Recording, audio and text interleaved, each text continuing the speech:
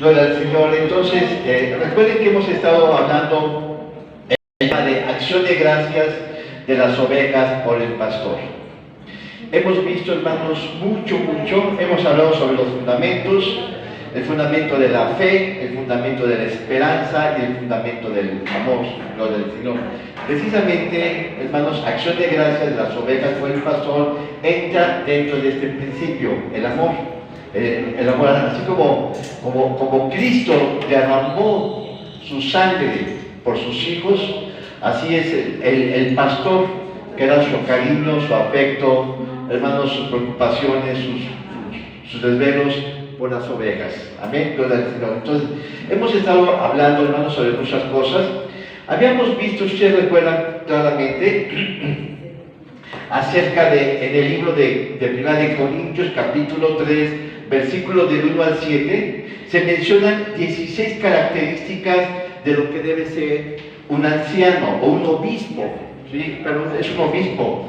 Cuando se habla de obispo, se está hablando, hermanos, específicamente de un líder de la iglesia.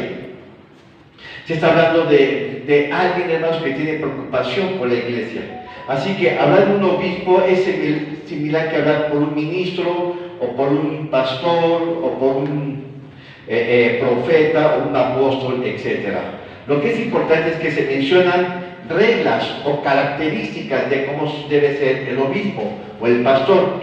Si ustedes se dan cuenta, hermanos, ahí aparece en 1 de Timoteo capítulo 3 un reflejo de lo que debe ser un ministro. Mucho cuidado con lo que pensamos aquí, hermanos. Ellos son falibles igual que cualquier persona. Son imperfectos. Pero lo que sí dice la Escritura aquí, hermanos, que aparecen 16 características de lo que debe ser un pastor o un ministro, ¿sí? Lo que debe ser, hermanos, un pastor, recordemos que es un guía, o un obispo es una guía, ¿sí? Que cuida el rebaño. Si ustedes no habla de lo que es un ministro. Aquí en 1 de Timoteo capítulo 3 habla, hermanos, ciertas características, ciertas reglas, ciertos parámetros que debe de conservar el ministro. Esto no lo exime de que no cometa errores. Recordemos, hermanos, que un ministro es una persona de carne y hueso, con muchas carencias, con muchos defectos, pero también con virtudes. Hay algo importante, hermanos, que podemos señalar de un ministro, ¿sí? Que ellos, hermanos, son llamados, son preparados, son ungidos por Dios. Así que, hermanos, es Dios quien nos pone, quien nos establece. Y uno puede decir, bueno, ¿yo cómo puedo saber? Ustedes pueden estar, digamos, del otro lado y pueden decir, ¿yo cómo puedo saber si el que está al frente realmente ha sido llamado por Dios o cómo no? Bueno, hermanos, eso con el tiempo, según lo vimos, se da cuenta. La perseverancia, el tiempo, la fidelidad, hermanos, demuestra la constancia si él ha sido llamado por el Señor, ¿no? Sí, así que aparecen las 16 características, hermanos, y eso no lo exime de que no cometa errores. Hay muchos que se han empezado, hermanos, y han caído. Pero, hermanos, lo que es importante es que Dios los ha llamado a cumplir una tarea. Y ellos son guías, son consejeros, son ayudas en tu vida. Dios los ha puesto, hermanos, para bendecirte a ti. Dios los ha puesto, hermanos, bajo un liderazgo espiritual. Son tus padres espirituales. Así que, hermanos, no lo veas como alguien infalible, no lo veas como algo, hermanos, que no falla, que no comete errores.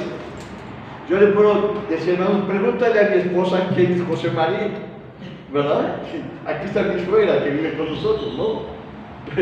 Hermanos, pero hermanos, lo que es importante es que Dios los ha llamado y Dios los ha ungido y los ha preparado.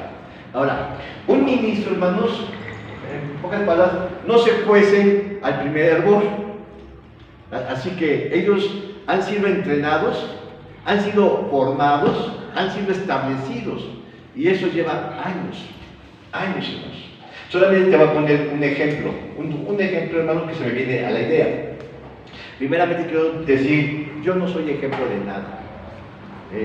Antes bien, Dios me ha dado el privilegio de poder servir. Pero yo te voy a decir, yo me recuerdo que cuando era pequeñito, hermanos, algo me llamaba a mí la atención y era la iglesia. Yo quedé huérfano, hermanos, desde los 16, 17 años, yo más o menos recuerdo, hermanos. Pero la iglesia donde yo iba estaba como a 3 kilómetros. Yo vivía aquí en Calzada de Guadalupe, ahí como en la Colonia Estrella, donde está el Walmart, y la iglesia estaba por acá, como por donde está ¿cómo se llama el centro? ¿Cómo se llama la tienda? El Soriana. Me quedaban, hermano, yo iba, algo había en mi corazón que iba allá, hermanos. Y sabes que como no tenía dinero, yo me iba caminando y me regresaba caminando, hermano. Pero cuando yo entraba a la iglesia, algo sentía dentro de mi alma, hermano. Pero yo no entendía qué, pero me fascinaba estar en la iglesia. Con el tiempo, hermanos, entendí que, ¿sabes qué? Que Dios me estaba ayudando. Iba a la iglesia, hermanos, y yo me acuerdo que yo lloraba. ¿De qué? Pues no sé. Ahora lo entiendo, hermanos. Lloraba porque Dios me estaba llenando. De gozo. De gozo. Lloraba, hermanos, porque sentía la llenura, hermanos, del Espíritu Santo. Y bueno, poco a poco yo me empecé a enrolar en las cosas de la iglesia. ¿Sabes qué? Yo me enrolé en la limpieza de la iglesia. Cada 3 meses me tocaban unos 2 o 3 personas más y yo. Éramos los que limpiábamos como una iglesia como unos 400 metros cuadrados, con sillas. Y eran como 600 sillas, imagínense. Pero hermano, yo le decía al pastor, yo quiero servir al Señor. Y me decía, qué bueno. Pero nomás me lo decía. Poquito a poco yo empecé a enrolar las cosas del Señor. ¿Qué era lo que había en mi corazón, hermanos? Me estaba Dios preparando. Me llamó, me preparó, me formó, me daba, hermanos, las lecturas que me daba el pastor, yo las leía, no entendía nada, pero poco a poco Dios me fue formando. Después, hermanos, me dio el encargo. ¿Sabes cómo empezó aquí? Hace muchos años, te voy a decir cómo pasó. Una vez, el pastor empezó a hacer cultos de casa, y yo le dije, hermano, yo tengo un espacio en mi casa, quiero compartirlo. Y me dice, ¿en serio quieres? Sí. Entonces agarró y él vino a conocerlo. El lugar vino y fue aquí. Lo vio y dijo, pues está bien, está muy cómodo, se ve bien. Todo esto era cemento, nada más. No estaban pintadas las paredes, no había baño, todo estaba. Y finalmente, hermanos, vamos a hacer servicio aquí. Pero tú no eres el encargado, tú nada más eres el chalán. Entonces, pero yo estaba feliz, hermanos, feliz. Tenía a Dios en casa. Agarré, compré sillas. Como pude, iba comprando de 5 en 5 y bueno, la fui comprando. Hermanos, y yo puse todo. Después había un cañón, hermanos. Pero en pues era el cañón. Pusimos algunas cosas y poco a poco, hermanos. Así fue como se hizo esta iglesia. Entonces, hermanos, Dios te llama, observen, primeramente Dios te llama, te prepara y te establece al final. Yo nunca pensé ser pastor, pero Dios me puso, hermanos, gloria al Señor. Bueno, entonces vemos, hermanos, que las características de un pastor, hermanos, habíamos dicho que son 16 características, ya las he mencionado algunas. Por ejemplo, es que sea irreprensible. ¿Qué es irreprensible? Es una persona que no se le puede admitir acusación en su contra. Es una persona, hermanos, que tiene buen testimonio, buena reputación. Ahora, eso no lo hace que no falle, que no se equivoque, ¿verdad? Porque es humano. Hermano, cuando tú ves a un ministro al frente, es igual que tú, hermanos. Simplemente unos años más avanzado, ¿no? Con un conocimiento más de Dios. Pero también dice, hermanos, que debe decir marido de una sola mujer. Y esto es, hermanos, tema de discusión muchas veces. Hermanos, te voy a decir, aquí, hermanos, para servir al Señor, no se admite que la persona haya estado ya divorciada y vuelto a casar. O también, hermanos, que no sea una persona promiscua. Ustedes entienden eso, que ande brincando de flor en flor, es decir, andando con las muchachas, ¿no? ¿sí? También, hermanos, se menciona que no debe estar solamente divorciado, sino que no puede volverse a casar. ¿Por qué, hermanos? Porque es un mal ejemplo que puede dar. Entonces, el que está al frente, hermanos, es un ejemplo a seguir de los demás. Entonces, si él está casado, hermanos, y divorciado y vuelto a casar, se está permitiendo entonces que cualquier miembro de la iglesia haga lo mismo. Y eso no es así, hermanos. Hermanos, Dios bendice y santifica el matrimonio. Y el que vale es el primer matrimonio. Hermanos, yo sé que estoy tocando muchas cuerdas sensibles, hermanos, pero muchas veces, hermanos, la gente que se casa y se divorcia y se vuelve a casar, quiere participar en los asuntos del Señor. Y eso no se puede, hermanos. ¿Por qué? Porque es un mal precedente para la iglesia. Es un mal ejemplo para la gente. Ahora, salvo, hermanos, salvo se permite cuando la persona ha enviudado. Cuando alguien quedó viudo. Por eso, hermanos, entonces es importante que consideremos, no debe ser promiscuo, no debe de estar casado doblemente, no debe de vivir en concubinato. Ustedes entienden, hermanos, lo que es el concubinato, ¿sí? Es decir, debe de ser una persona honorable, respetuosa, una persona, hermano, que sea ejemplo de buen esposo. ¿Sí? Y luego dice, también debe estar casado y con, ¿qué? Con hijos. ¿Por qué, hermanos? Porque, hermanos, ¿quién puede enseñar a unos padres la educación acerca de sus hijos, sino alguien que ya tenga experiencia en ese asunto? Entonces, hermanos, el estar casado y tener hijos, hermanos, es un elemento de experiencia y de sabiduría que Dios está permitiendo en ese asunto. Pero también, hermanos, ¿sí? El obispo no debe ser un polígamo. ¿Qué es polígamo, hermano? Es estar pasando, conquistando a las muchachas. Gloria al Señor. Así que hay muchas características, hermanos. Muchas personas pueden tener buen corazón de servir al Señor, pero tienen mal testimonio. Y eso ya los frena. Hermano, ¿por qué muchas veces la gente no puede participar en las cosas de Dios? Porque tienen una vida manchada, tienen un precedente en la iglesia. Fíjate, hermano, ¿sabes yo qué he notado en muchos casos? Que la gente llega a la iglesia ya chipotudos, ya lastimados. Llegan ya, hermanos, cuando han cometido muchos errores, llegan divorciados, separados, arrejuntados, o llegan con un hijo o con dos hijos, o ya es su segunda pareja, de tal manera que tienen tus hijos, mis hijos y los nuestros. Hermanos, eso no se puede dar. La iglesia, hermanos, tiene un modelo. La iglesia tiene, hermanos, un estándar que tenemos que seguir. Nosotros nos tenemos que adecuar a las condiciones de la Escritura. Mira, una vez una persona, te voy a decir, una vez una persona se fue de la iglesia. ¿Por qué? Porque quería participar en el ministerio, pero esa persona ya estaba casada, ya estaba separada. Entonces quería participar mucho. Entonces cuando yo un día hablé con él, le dije, es que, bueno, tú puedes hacer lo que quieras.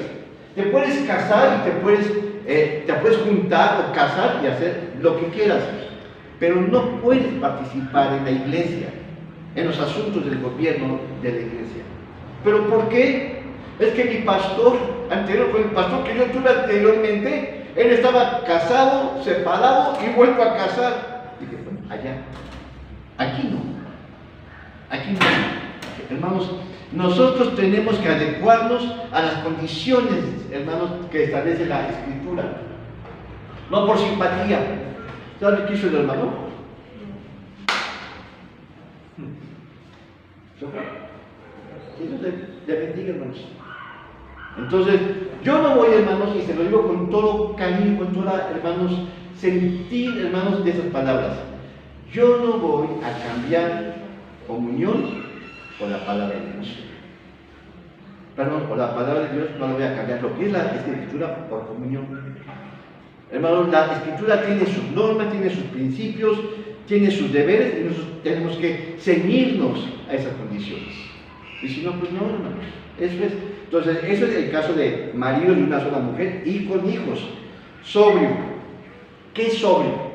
Una persona equilibrada.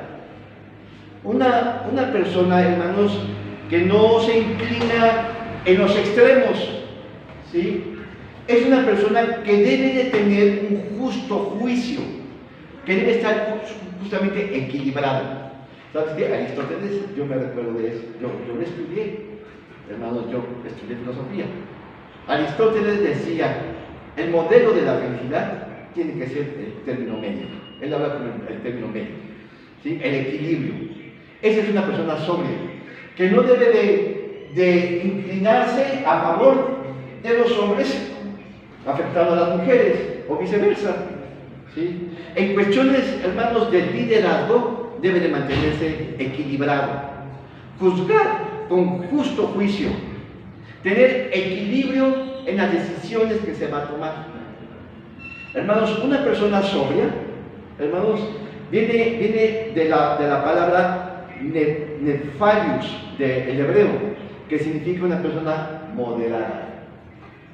Observan, es una persona moderada, ¿sí? Esto es, hermanos, una persona objetiva, sin inclinaciones, hermanos, hermanos, que no toma partido de los demás, de los encuentros. ¿Tú te recuerdas aquella situación de Salomón? De Salomón, cuando se le presentan dos mujeres, ¿sí? Que ambas habían tenido hijos, ¿sí? Pero uno de ellos había muerto y se peleaban. Una decía, no, el tuyo es el hijo muerto y el mío es el vivo, sucesivamente. ¿Cuál fue la actitud de Salomón? Dijo, bueno, un hombre sabio. Observen, hermano.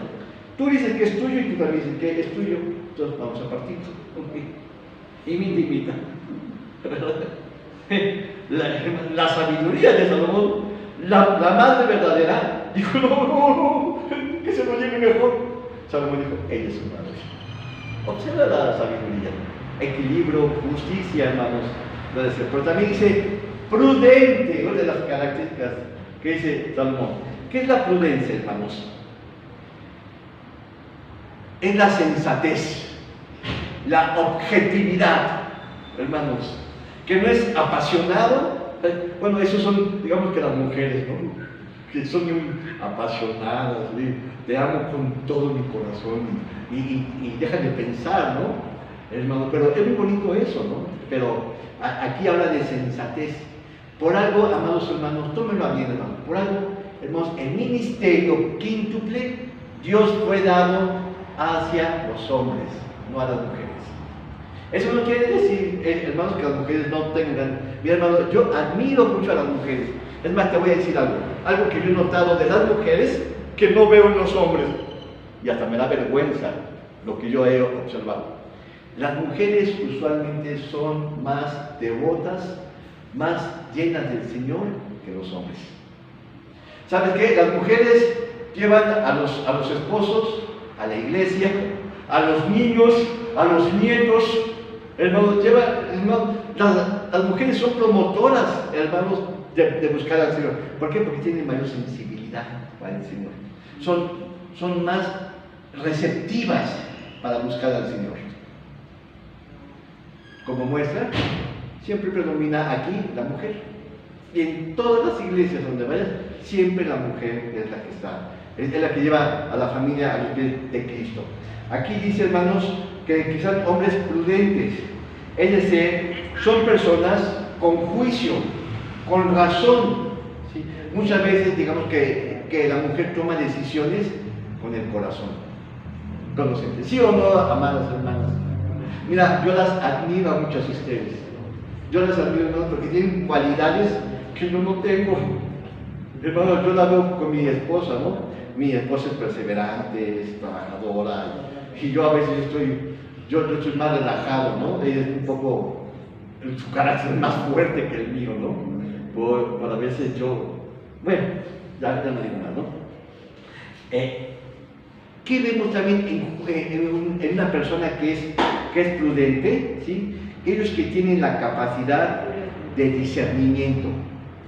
¿Qué es el discernimiento? Es ver con anticipación, ver aquello que está oculto y que uno puede conocer, que puede identificar los riesgos y los peligros que hay ahí. El discernimiento, hermanos, es ver más allá de lo puramente fáctico, de lo puramente instantáneo. Gloria al Señor. Ahora, una persona prudente, observa, una persona prudente, si tú te das cuenta, o sea, un ministro que debe de ser prudente, es una persona que va a evitar caer en acciones de riesgo o es gente audaz. Una persona prudente ve las cosas, las estudia, las analiza, las razona, después decide. No es como el Bodas, aviéntate y luego ya después sobre la marcha vamos haciendo ajustes. No, hermanos. Hermanos, ven con anticipación. Hermanos, perciben muchas cosas. Ahora, si tú te das cuenta, hermano, una de las características de un pastor, te voy a decir algo que es lo que Dios a mí me ha dado. Debe de tener discernimiento en las personas. ¿Qué es el discernimiento? Es ver, hermano, es tomar las diferencias, hermano, así como una madre tiene hijos y sabe que sus hijos son diferentes, no a todos los pueden tratar de manera igual. El discernimiento es la capacidad de encontrar las diferencias entre las gentes y ver y adelantarse a las cosas. Es decir, a un niño, a un hijo tuyo, no lo puedes tratar igual como tratas al otro. Cada uno de los hermanos tiene sus habilidades y tiene también sus debilidades. El discernimiento es saber encontrar, hermanos, las potencialidades que cada quien tiene para explotarlos. Recordemos, hermanos, que un padre, ¿no? Y lo dice bien Proverbios, un padre debe de educar a sus hijos, hermanos, como saetas, ¿sí? Dentro de una, ¿cómo se llama? La aljaba, ¿cómo se llama? La parte donde van las flechas. La aljaba, hermanos. ¿Qué es un hijo? Un hijo es como una, ¿sí? Como una flecha que hay que mandarlo a que vuelen, hermanos. No hay que retenerlos. Muchos papás quieren retener a sus hijos. ¿Y te has dado cuenta? Les crean un gran mal. Déjalos que se caigan, hermanos, y levántalos. Déjalos que se tropiecen y exhórtalos. Hermanos, algún día ellos tienen que hacer sus vidas. Y cuando no estés tú, hermanos, ellos sabrán defenderse. Entonces, observa, hermanos, un ministro debe ser prudente, ¿sí? Una persona con capacidad de discernimiento, hermanos, de discreción, que puede pensar con anticipación y vislumbrar los riesgos que puede pasar a alguien. Entonces, es la capacidad de un ministro, hermanos.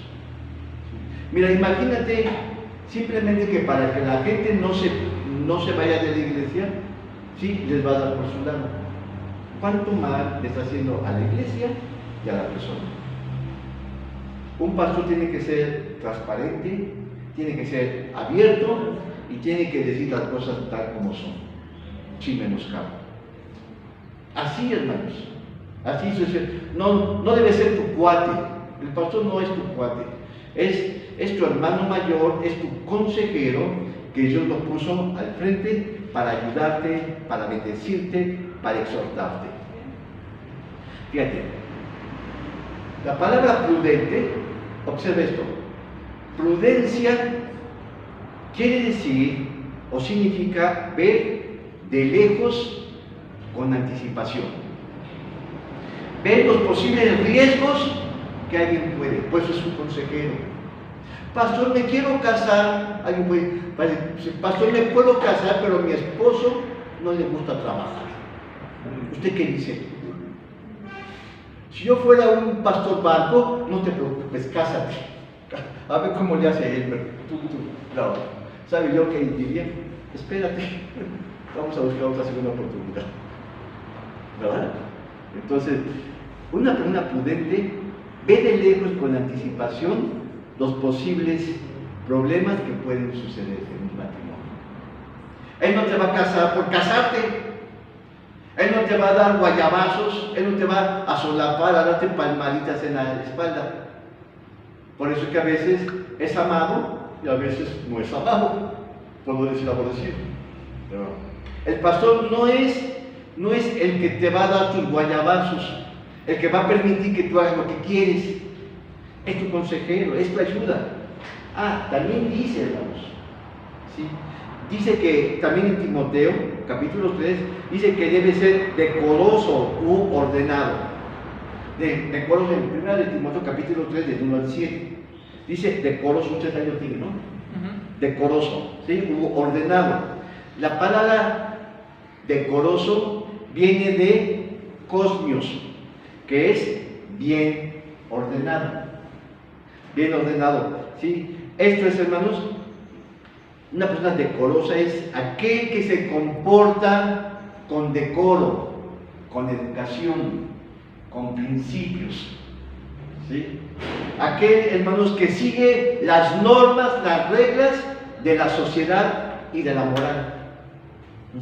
Es una persona que está a la altura, hermanos, de la sociedad y de las personas. Una persona decorosa es una persona que tiene una conducta decente, que es amigable, que tiene buen trato con las personas, que no choca, hermanos, con su entorno. ¿Sí? Es una persona, fíjate, una persona decorosa, es una persona que tiene buenos hábitos en la vida, que es fácil adecuarse a las condiciones sociales, que no le cuesta trabajo, no está ni marginado en la esquina, ¿sí? No es ni antisocial, sino que es amigable, se acerca a los demás y saluda con respeto, con afecto, que no le cuesta trabajo tener buenas relaciones. Entonces, una persona decorosa, ¿sí? Es una persona que sigue las costumbres establecidas por la sociedad y por los principios morales. ¿Sí o no, hermanos? ¿Sí? Entonces, cuando una persona es decorosa o ordenado, cabe bien en nuestro entorno. El pastor puede tratar a un rico como un pobre. Ni se siente más ni se siente menos. El pastor puede tratar a un académico como a un ignorante. Es decir, se comporta a la altura, lo del Señor. ¿Sí? Esto es que sigue las normas sociales, hermano, que es simpático en el entorno, hermano, que puede entablar una relación con cualquier persona. O sea, es un amigo, es alguien en el cual tú puedes confiar, tú puedes allegarte con confianza. Gloria al Señor. Pero también dice que el obispo, también no estoy dando citas, hermanos, no estoy dando para nada citas. También dice que el obispo debe ser hospedador. Hospedador, no, aquí en mi casa nadie inventa. Pues no estás calificado, hermanos. No estás calificado. Aún, hermanos, dice que es hospedador. La palabra hospedador, ¿sabe de dónde viene? Tiene muy junto a filosofía, porque viene también de philos genus. Philos genus, que es amigo del extranjero. Así como filosofía filos es amigo, sofía, sabiduría. Aquí es philos genus, amigo del extranjero. ¿Verdad, Señor? ¿Qué es amigo del extranjero? Sí. Y bueno, este es un amante, es una persona que procura abrir sus puertas de su casa. No solamente puertas, sino que también abre sus brazos. Recibe, hermanos, al visitante, al extranjero, al que está necesitado y espera recibir un hogar, ¿sí? Es una persona de puertas abiertas. Vamos a leer ahí, por ejemplo, en Levítico, gloria al Señor, recuérdate en tiempos de Israel, Levítico capítulo 19, versículo 34. Dice, como a un natural de vosotros tendréis al extranjero peregrinar entre vosotros, y llámalo como a ti mismo, porque peregrino fuisteis en la tierra de Egipto, yo Jehová vuestro Dios. Imagínate, recibe al extranjero como tu hermano. Así es. Mira, hermanos, yo he estado en muchas casas y a veces yo me siento muy cómodo, ¿no? Hasta puedo pedir un café extra, sí, un panecito extra, algo así. Pero hay ocasiones en que no me siento muy cómodo. Aquí, hermanos, todos somos peregrinos. Tú no sabes, hermanos, no, tú puedes abrir puertas, pero tú no sabes, hermanos, qué gente tú puedes recibir. Pero la Biblia dice que muchos hospedaron ángeles sin saberlo, todo el Señor. Ahora, ¿qué mejor, hermanos, un ministro de Dios? ¿Qué mejor, hermanos, que tengas un vecino, hermanos, un amigo, un hermano, que tú puedas compartir la mesa, que puedas compartirla? Mira, hermanos, te voy a decir algo. Un día yo fui a Oaxaca, te voy a decir.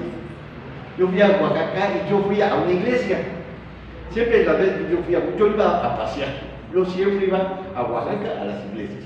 Un día agarro y que le digo, que me dice el hermano, ¿usted se va a quedar con nosotros? Y que el hermano, si usted quiere, sí, si no, en otro lado, no se preocupe. Y dice, no, quédese. Y imagínate, quédese. Entonces el hermano pues me dio de cenar, hermanos, conviví con él después de la prédica. Sí, me fui a su casa y me quedé con él. Pero entonces yo veía que el hermano entraba a una recámara, callado, y luego se iba a otra recámara, y luego se iba. Él era campesino allá en Oaxaca, allá en un lugar que se llama Prajeris, aquí le fui. Entonces yo veía que el hermano, yo estaba en la mesa y yo veía que iba para allá, se metía para acá, para la cocina, y yo lo veía, ¿sabes qué tiene, no? El hermano. Acá dice, ay hermano, mire que me da mucha pena, no tengo lugar para usted, porque acá tengo mucha ropa y aquí tengo mis tiliches y acá tengo mi granero. Él era campesino, y que le digo, a ver hermano, lléveme a donde está usted, ahí en su casa, lléveme a su recámara.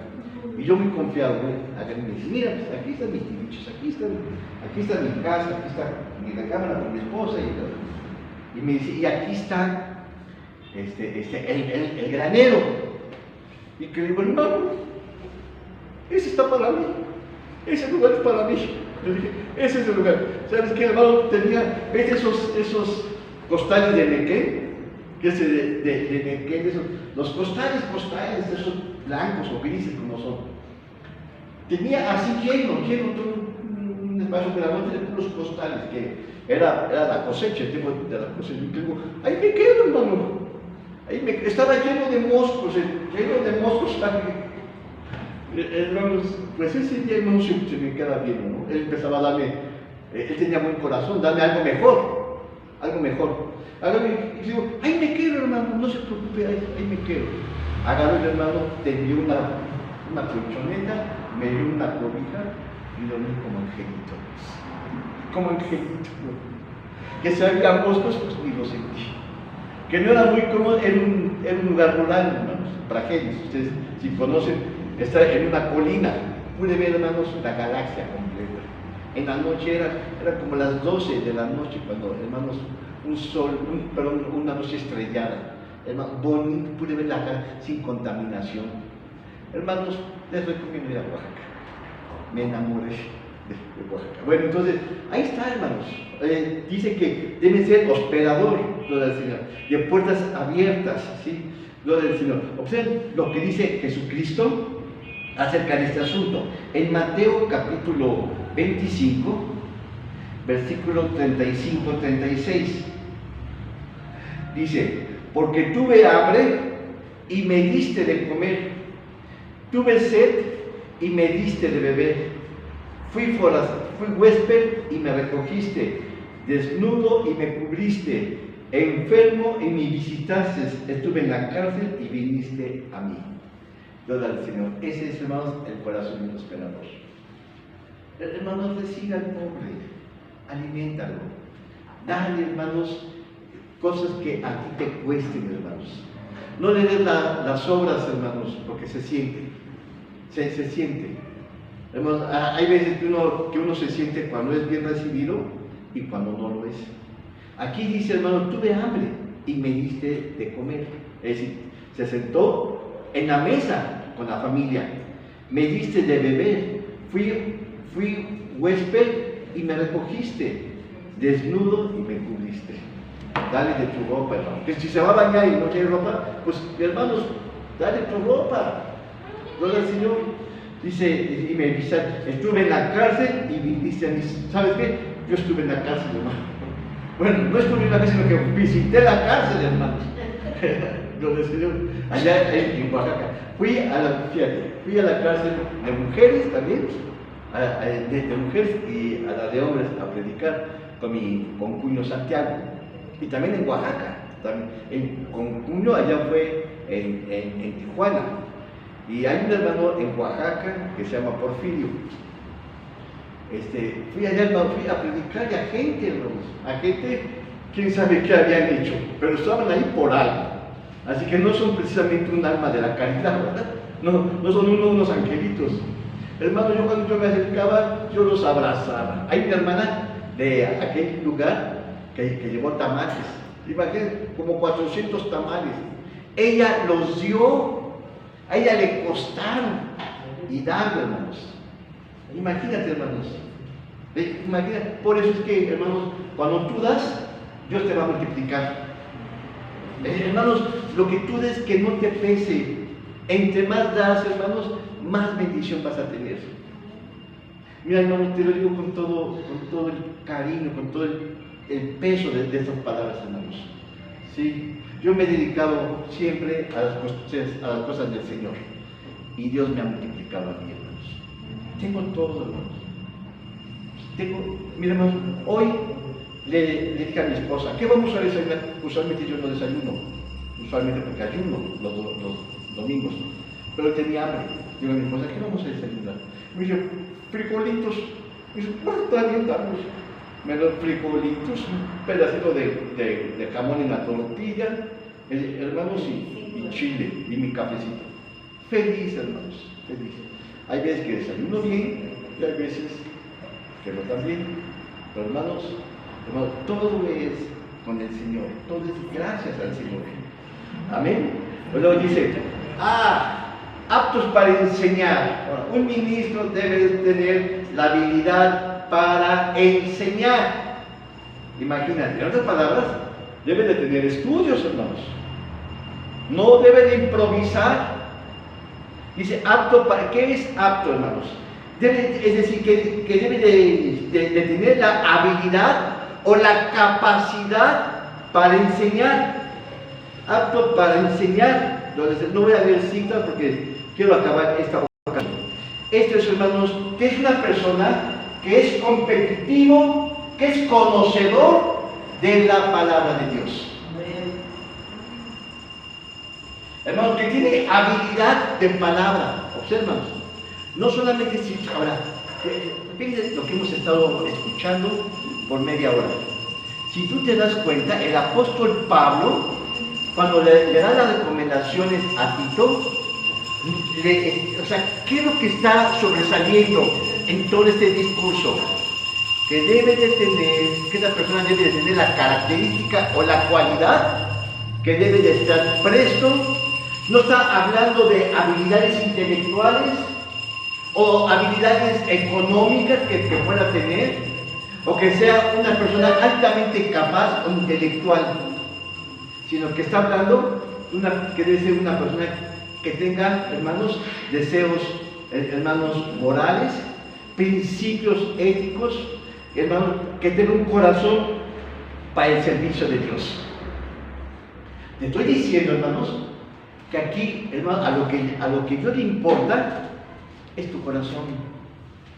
Hermanos, yo les he dicho muchas veces, tú pones el corazón y Dios pone lo demás. Dios no quiere tu habilidad, tu talento, hermanos, tus capacidades mentales para poder dar buenas enseñanzas. Hermanos, te voy a decir a lo que yo, por los años que yo he servido al Señor. La Escritura se interpreta por sí mismo. Lo que uno tiene que hacer es estudiarla, la palabra del Señor. Por ejemplo, vamos a hablar acerca de los cuernos. Apocalipsis habla mucho de cuernos, pero también Daniel y también Isaías. Entonces, si tú buscas en un interlineal cuernos, o ¿sí? Porque aparece, si tú te das cuenta, habla de realeza, habla de señorío. Entonces dice, y aquel varón, luego dice que y aquella bestia tuvo 7 cuernos, y uno que le salió después, habla de reinos. Entonces si te has dado cuenta, eso debe de saber y de conocer, hermanos, el que va a enseñar la palabra del Señor. Dice, apto para enseñar. Es decir, hermanos, no solamente basta con que la persona conozca de la palabra del Señor, sino que también, ¿sabes qué? Que reciba revelaciones. Revelaciones. ¿Amén? Porque conocer la Escritura no puede conocer un académico, pero revelaciones las da solamente Dios. ¿Y cómo se dan esas revelaciones? Con el tiempo, estudiando. Hay veces, hermano, yo estoy durmiendo y estoy pensando en las cosas del Señor, y Dios me empieza a dar asociaciones de textos y de ideas. Entonces me levanto, luego mi esposa me dice, oye, ¿a dónde vas? Me levanto, agarro mi pluma, escribo citas y me vuelvo a acostar. Y al otro día empiezo a trabajar sobre esas citas. ¿Qué estoy diciendo, hermanos? Que uno recibe revelaciones. A uno puede ser en las noches, otros puede ser a mediodía, otros directamente con la lectura. Lo que es importante es que dice la Escritura, apto para enseñar, capaz, con habilidad, con dotes, hermanos, para poder dar la palabra del Señor. ¿Sí? Pero también dice, hermanos, no dado al vino. Ahí dice, ¿verdad? Dice, no dado al vino. Aquí hay mucha controversia. Fíjate. En algunas citas dice que el vino es embriagador, nubla la mente. Pero también dice, hermanos, que el vino, ¿sí? Alegra el corazón. Aquí yo quiero recurrir a algunas citas para poder entender el equilibrio de lo que quiere decir la Escritura. Proverbios capítulo 20. Proverbios capítulo 21. Dice, el vino es escarnecedor, la cerveza alborotador. En otras palabras dice sidra, alborotador, y cualquiera que por ellos erra no será sabio. Estamos hablando aquí exceso del vino. Amén. ¿Sí? Ahora, en Proverbios 31, otra vez, vamos a Proverbios, capítulo 31, versículo 6. Ahora dice, dad la cerveza al desfallecido y el vino a los de amargo ánimo.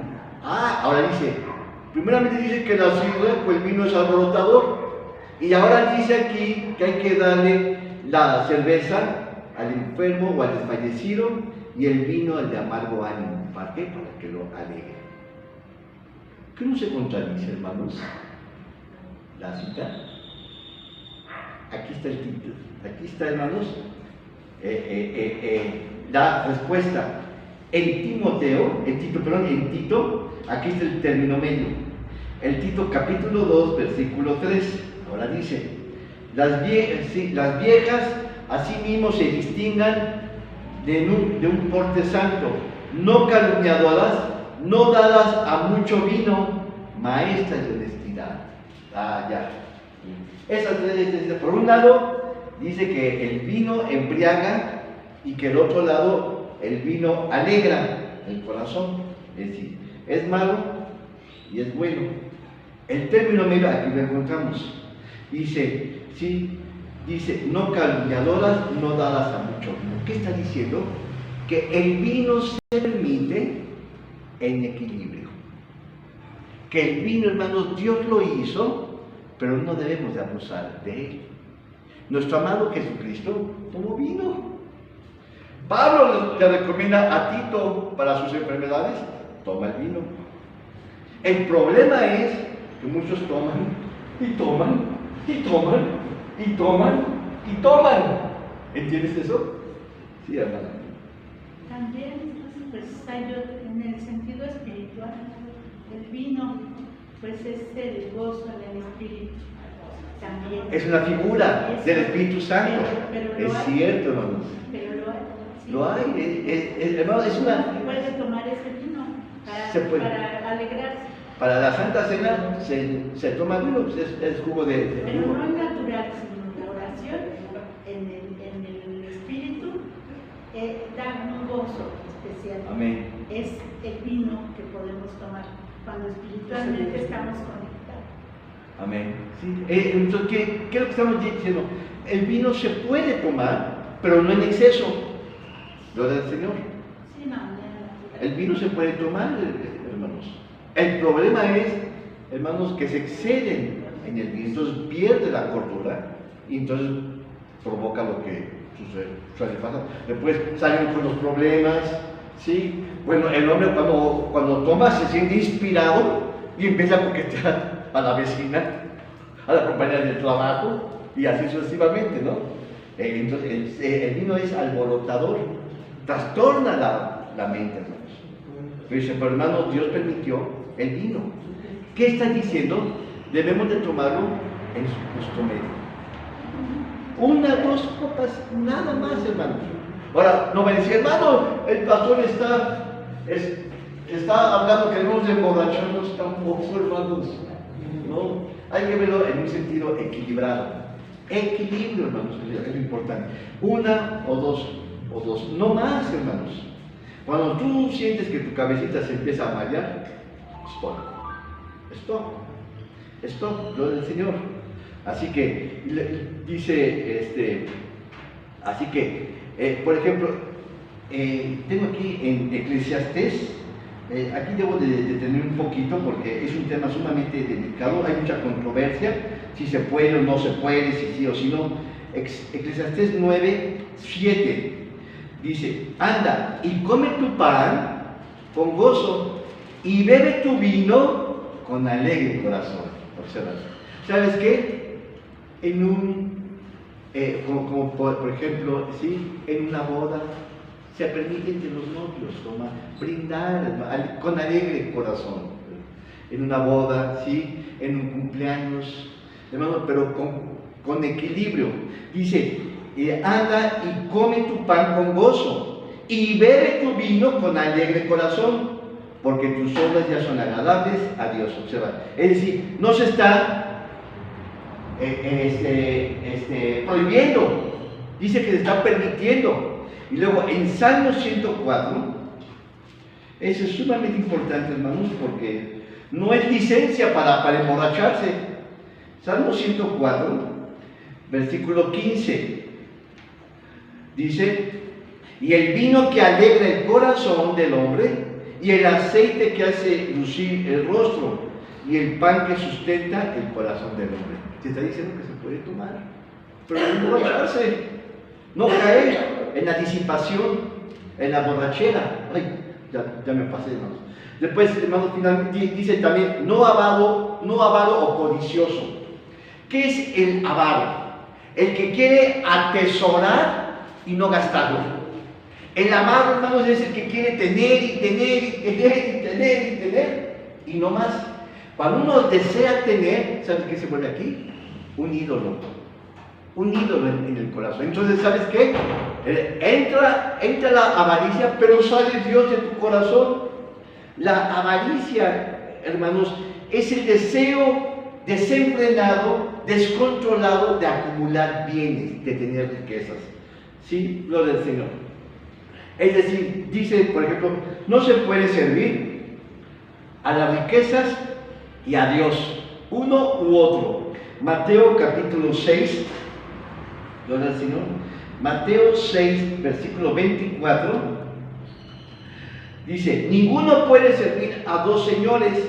Fíjate, aquí no es de que si hay oportunidad de servir a los dos, bueno, un poquito de dinero y un poquito de Dios, ¿no? No, dice, porque os aborrecerá el uno y amará al otro, o se llegará al uno y menospreciará al otro.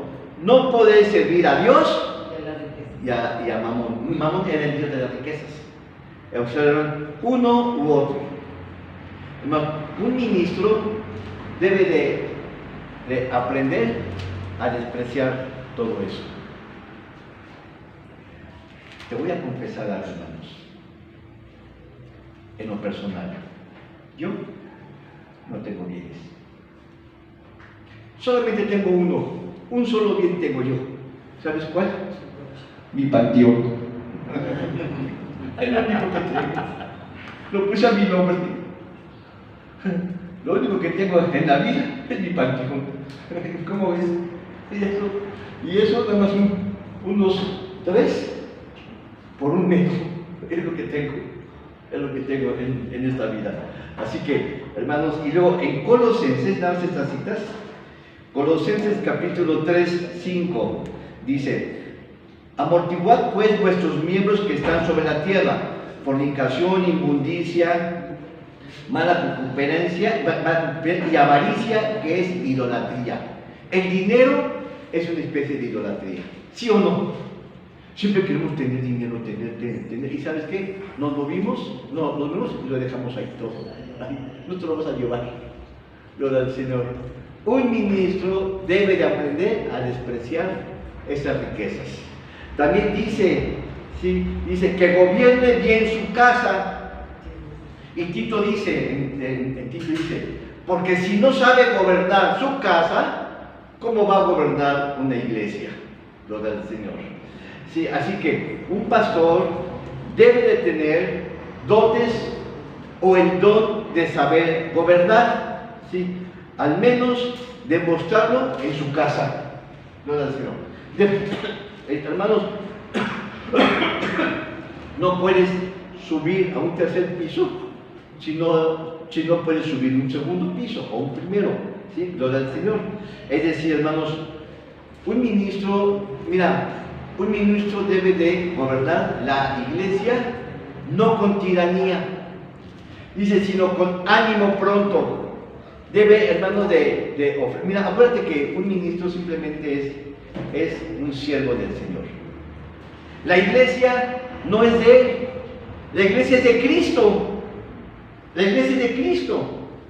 Y nosotros somos los chalanes, somos los obreros, somos los que trabajamos en oro, ¿sí? Y luego dice, hermano, no un neófito también. Ahí dice, hermano, dice neófito. ¿Qué es un neófito? Que no sabe. Más o menos, sí. Sin no. cultura. ¿Sabes qué? Un neófito es un iniciado.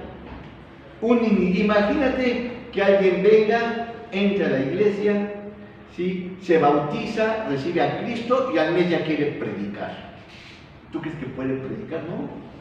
Le falta adoctrinamiento, le falta experiencia, le falta madurez, le falta conocimiento de la palabra del Señor. Así que experiencia y conocimiento lo da el tiempo, lo da, hermanos, el tiempo, la perseverancia. Un aprendiz es fácil de equivocarse. Tú le das, hermanos, el apoyo de que puede servir al Señor y él ya se siente ministro. Se hincha su alma. Ya ven cómo Dios me habla a mí. Ya ven cómo tengo de Dios. Hermano, aquí dice, hermanos, que un aprendiz es fácil de envanecerse, porque aprende apenas principios esenciales y siente que ya conoce la Escritura, la oración, y puede caer en el orgullo, y quiere sentirse más de lo que realmente es. Y finalmente dice que debe de tener un ministro buen testimonio. Imagínense, son 16 características. Te voy a decir, un ministro, hermano, en un sentido riguroso, nadie puede cumplir estas características a la perfección. Son ejemplos. Es el estándar que el ministro tiene que seguir a él. No quiere decir que los posea, pero es el espejo, es el modelo que debemos de aspirar todo aquel que ostenta ser un ministro. Dice que tenga buen testimonio, es decir, buena reputación ante la sociedad. Hermanos, que sea una persona honorable. ¿Tú te acuerdas de Esteban? No lo voy a mencionar en el libro, está en el libro de Hechos, capítulo 6. Dice que Esteban era un hombre de buen testimonio. Es decir, que todo el medio de la iglesia primitiva, la iglesia cristiana, conocía a Esteban. Y dice que era un hombre lleno del Espíritu de Dios. Hermano, un hombre, hermanos, que todo el mundo conocía de él. Un hombre santo. Y sin embargo, él fue apedreado y muerto. Lo mismo se puede decir de Cornelio, un gentil puro. Mira, Cornelio era un hombre rico, si tú te das cuenta, un hombre rico, ¿sí? Que tenía criados. Pero su mirada no estaba en sus riquezas. Él estaba viendo, hermanos, una visión celestial que se le apareció, hermano. Él vio cómo animales, reptiles y cuadrúpedos subían y bajaban. Él no estaba viendo sus riquezas, no estaba viendo lo que él tenía abajo del colchón, ¿verdad? Él estaba viendo arriba. Y dice que en esa visión él pudo ver, hermanos, reptiles. ¿Cuál era la figura de los que el Evangelio había entrado a los gentiles ahora? Entonces aquí vemos, hermanos, que son hombres que poseen buena fama, son personas de alta estima y son personas que son honorables. Voy a resumir, hermanos, este mensaje con estas palabras. Si tú te das cuenta, observaste que Pablo, cuando le da los consejos a Timoteo, ¿sí?, no resalta las capacidades intelectuales, físicas o económicas. No dice que el ministro debe ser guapo, debe de tener dinero, debe de tener un título. Lo que Pablo resalta, que deben ser personas, ¿sí?, con altos valores morales y espirituales. No se necesita ser académicos, ser políticos. Esa gente no entra en la iglesia. ¿Sabes cuál es lo que Dios se goza? Dios se goza con gente que tienen corazones que les sirven al Señor, que se niegan, hermanos, que niegan su tiempo, que se niegan a sí mismos, que dan su dinero, que dan su tiempo, su espacio para las cosas del Señor. Eso es, hermanos. Si tú quieres, hermanos, contentar el corazón de Dios, ofrécete, sírvele. Hermanos, es que yo no tengo dinero. Hermanos, 10 centavos, 20 centavos, 5 pesos, dalo con un corazón ferviente al Señor. Pero ¿sabes qué es lo que quiere Dios? Que tú le des tu corazón. Eso es. Dios no está llamando a académicos, a premios Nobel, ¿sí?, a premios con honoris causa, a gentes millonarias. No, está llamándote a ti, hermano, gente sencilla, pero que ame verdaderamente al Señor, que lo amen y que lo sientan internamente. Observa, hermanos, que Dios busca de la gente corazones rendidos a Él, almas serviciales, almas dispuestas a servir a Dios, almas que se nieguen a sí mismos para servir al Señor. Mira, hermano, te voy a decir algo. Hoy en la mañana, últimamente ha venido personas que han limpiado la iglesia. Por años, por más de 20 años, hermanos, han venido unas personas, luego otras, pero generalmente, sí, siempre mi esposo y yo éramos los que limpiamos aquí. Hoy Dios está dando oportunidad a unas personas a que limpien la iglesia. Yo no las invité, ellos tuvieron en su corazón servir al Señor. Yo no les voy a pagar.